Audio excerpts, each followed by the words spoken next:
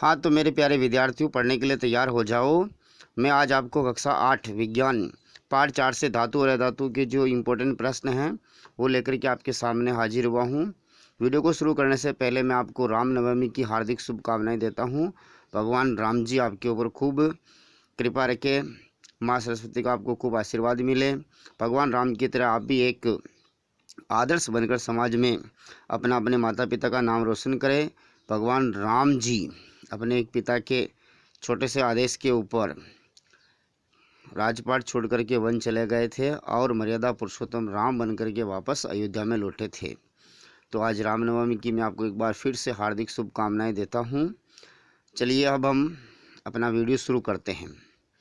पाठ 4 है, इसके महत्वपूर्ण प्रश्न हैं। पाठ का नाम धातु और अधातु है, तो धातु और अधातु के बारे में ही पूरा ये पाठ है। तो बोर्ड परीक्षा के लिए जो आपके प्रश्न हैं, इम्पोर्टेंट प्रश्न है ये, अच्छी तरह से इनको देखें, पढ़ें और इनके स्क्रीनशॉट भी ले लें ताकि आप बाद में इनको नोट डाउन या पढ़ सकते, रीड सकते जब भी आपको खाली समय मिले। तो ऑफलाइन कक्षाओं के साथ साथ आपको मैं ऑनलाइन भी दे रहा हूँ ताकि आप अपने फ़ोन का अच्छी तरह से उपयोग कर सके, यूज कर सके, क्योंकि विद्यार्थियों जीवन में जब तक हम संघर्ष नहीं करेंगे, मेहनत नहीं करेंगे, तब तक मनचाही सफलता हमें नहीं मिल सकती है। केवल फ़ोन के ऊपर चुटकुला देखने से, टाइम पास करने से कुछ नहीं होता है। तब तक कि हम फ़ोन का सही उपयोग एजुकेशन के मामले में नहीं करते हैं, फ़ोन से हम कुछ नई जानकारी प्राप्त नहीं करते हैं, तो फ़ोन को देखने में क्या फ़ायदा है। तो चलिए बातें नहीं करते हैं, अपने वीडियो को शुरू करते हैं। पहला प्रश्न है, सोडियम धातु को संरक्षित रखा जाता है। ऑप्शन है पानी में, केरोसिन मिट्टी के तेल में, पेट्रोल अल्कोहल में। तो सोडियम धातु को संरक्षित रखा जाता है केरोसिन यानी कि मिट्टी के तेल में। आपको दिखाई दे रहा है, आप वीडियो को फुल स्क्रीन पर देखिए, आपको अच्छी तरह से ये PDF दिखाई देगा। फुल स्क्रीन पर देखना ना भूलें और साथ ही अपने चैनल को सब्सक्राइब करना ना भूलें। मैं आपके लिए बहुत सारी कक्षाएं इसी प्रकार से सब पाठों के लेकर के आने वाला हूं।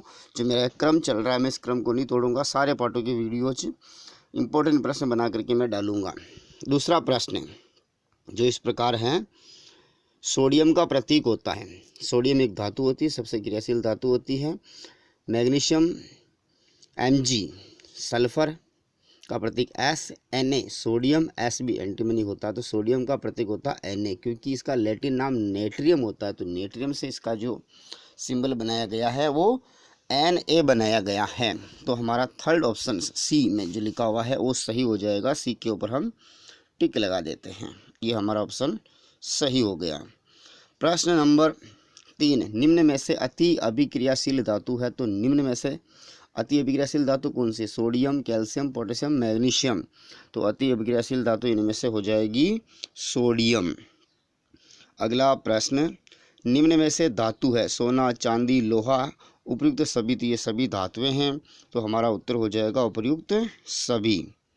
अगला प्रश्न इस प्रकार है, निम्न में से अधातु है कार्बन, सल्फर, ऑक्सीजन, उपयुक्त सभी। तो सभी अधातु है, ये तीनों की तीनों ही अधातु है। ऑप्शन डी सही हो जाएगा। अगला प्रश्न ये है, छठा प्रश्न, एक ऐसी धातु जो सामान्य ताप या कमरे के तापमान पर द्रव अवस्था में होती है, तो वह धातु होती है पारा। Option A.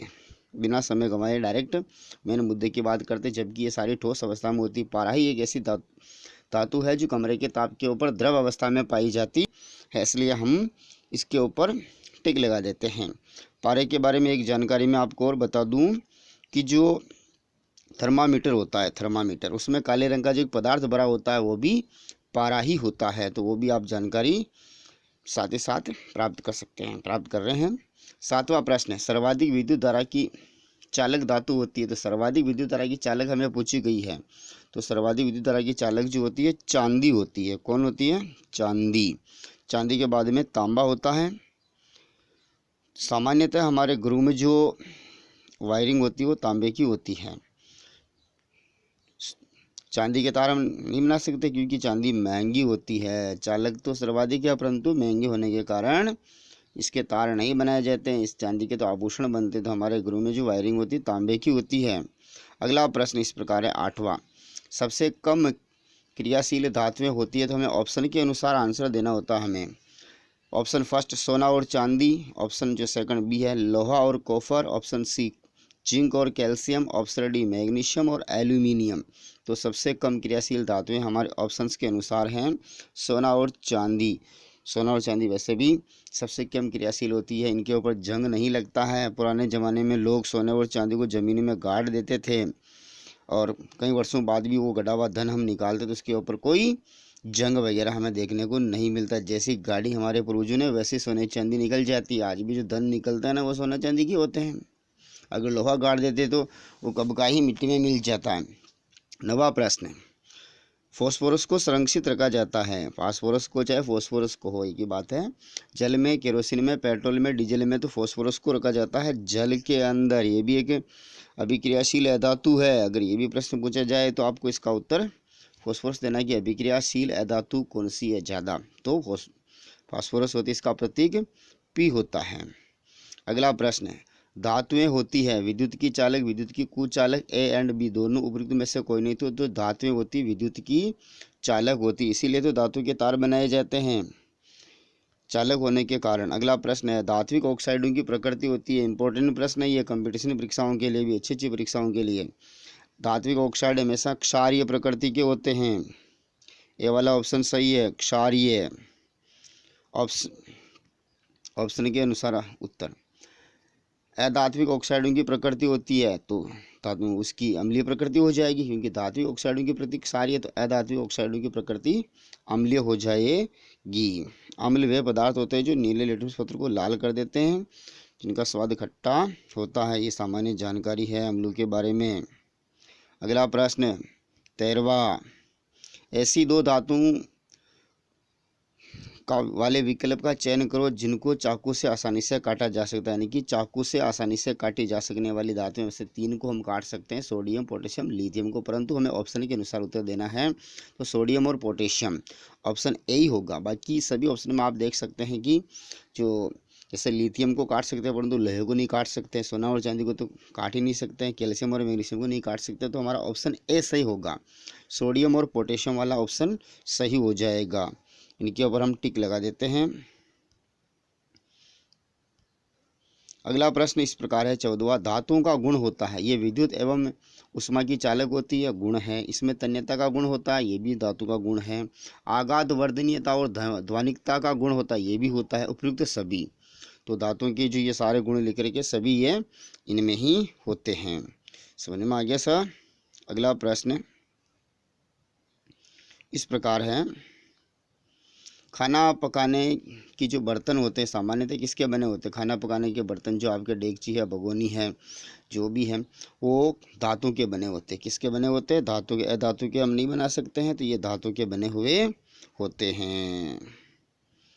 अगला प्रश्न इस प्रकार है 16वां, वह अधातु जिनका उपयोग उर्वरकों में पौधे की वृद्धि हेतु किया जाता है। उर्वरक के अंदर नाइट्रोजन का प्रयोग इस ऑप्शन के अनुसार है। कार्बन का नहीं होता, सल्फर का नहीं होता, फास्फोरस का नहीं होता, केवल ऑप्शन सी जो नाइट्रोजन है ये होता है, जो पौधों की वृद्धि के लिए आवश्यक होता है। यूरिया क्या, जो यूरिया होता है ना, यूरिया उसमें नाइट्रोजन सर्वाधिक पाया जाता है, 46%। यूरिया का जो आप जब भी आप उसका बैग लेके आओ तब आप अच्छे देखना, उसके ऊपर लिखा होगा नाइट्रोजन 46% होता है। 17वां प्रश्न इस प्रकार है, मैं इसको छोटा कर देता हूँ। वह अधातु जिनका बैंगनी रंग का विलियन एंटीबायोटिक के रूप में घावों पर लगाया जाता है, टिंचर आयोडीन के अंदर जिसका प्रयोग होता है, वह हमारा ऑप्शन बी सही होगा, आयोडीन। आयोडीन बी सही होगा, आयोडीन। प्रश्न 18वां, जीवन के लिए आवश्यक अधातु कौन सी है? जीवन के लिए आवश्यक अधातु ऑक्सीजन होती है, ऑप्शन ए। देखते ही टिक करो, ज़्यादा टाइम वेस्ट करने का समय नहीं है भाई। 19वां प्रश्न है, धातु सामान्यतः अम्लों के साथ अभिक्रिया करके कौन सी गैस बनाती है? तो धातुएं अम्लों के साथ अभिक्रिया करके हाइड्रोजन गैस बनाती है, ऑप्शन डी। हाइड्रोजन गैस का सूत्र होता है H2। 20वां प्रश्न, ऑक्सीजन गैस का सूत्र है, देखते ही टिक करो। ऑक्सीजन गैस का सूत्र होता है O2। परमाणु क्रमांक 8 होता है ऑक्सीजन का। ठीक है, यह श्वसन क्रिया के दौरान सभी सजीव इस गैस को हमारे शरीर में अंदर लेते हैं। प्रश्न 21, अधातु का गुण होता है। यह विद्युत की कुचालक होती है, बिल्कुल होती है। यह ठोस, द्रव और गैसीय अवस्था में होती है बिल्कुल। यह हमारे दैनिक जीवन में उपयोगी होती है, बिल्कुल होती है। तो जो उत्तर हो जाएगा वो होगा उपर्युक्त सभी, उपर्युक्त सभी हो जाएगा। अगला प्रश्न है, वह अधातु जो सामान्य ताप पर द्रव अवस्था में होती है, अधातु द्रव अवस्था में होती है, ब्रोमीन होती है, ब्रोमीन Br जिसका प्रतीक होता है। इम्पोर्टेंट प्रश्न है, अच्छी अच्छी परीक्षाओं में ये प्रश्न पूछे जाते हैं। तो 20वां प्रश्न है, निम्न में से अधातु है, लोहा एक धातु है, सल्फर अधातु है, एल्यूमिनियम धातु है, कॉपर धातु है। तो हमारा आंसर हो जाएगा सेकंड, सल्फर एक अधातु है जिसका सिंबल मैंने यहाँ लिख रखा है एस होता है। अगला प्रश्न इस प्रकार है 24वां, निम्न में से आघात वर्धनीय नहीं है। आघात वर्धनीयता का अर्थ होता है जिसको पीट करके चंद्रनुमा आकृति में बदला जा सकता है। सोना, चांदी, लोहा ये तो धातुएं होती है, ये तो आघात वर्धनीय होती है, जबकि पेंसिल, लेड जो कि ग्रेफाइट वगैरह से बनी होती है, ये आघात वर्धनीय नहीं होती है। यदि हथौड़े से इनको पीटा जाए तो ये छोटे छोटे टुकड़ों में टूट जाती है। अगला प्रश्न, लकड़ी किसका उदाहरण है? लकड़ी अधातु का उदाहरण है, लकड़ी में कार्बन की मात्रा ज़्यादा होती है। अगला प्रश्न 26वां, निमज्जन छड़ें किसकी बनी होती है? जो पानी गर्म करने की छड़ें होती है वो धातु से बनी होती है। किससे बनी होती है? धातु से बनी हुई होती। इस प्रकार ये अपने 26 प्रश्न कंप्लीट होते हैं पार्ट 4 के। अगर मेरा वीडियो आपको पसंद आता है तो लाइक, शेयर और कमेंट जरूर करके बताएं मेरी कहाँ कमी रह गई, मैं उस कमी को दूर करूँगा। मेरी थोड़ी आवाज़ धीमी है क्योंकि समझाने के लिए क्लास के अकॉर्डिंग धीमा बोलना पड़ता है। अगर फास्ट बोलेंगे तो छोटे बच्चे समझ नहीं पाएंगे, इसलिए मैं थोड़ा वॉल्यूम मेरी धीमी रखता हूँ। आप इनका स्क्रीनशॉट ले सकते हैं। सभी का एक बार वापस देख लीजिए, मैंने सभी के यहाँ टिक लगा करके आंसर लिखे हुए हैं। जय सरस्वती माता की, जय हिंद, जय भारत। सभी को एक बार फिर good morning, good afternoon, good evening, Ram Navami की हार्दिक शुभकामनाएं।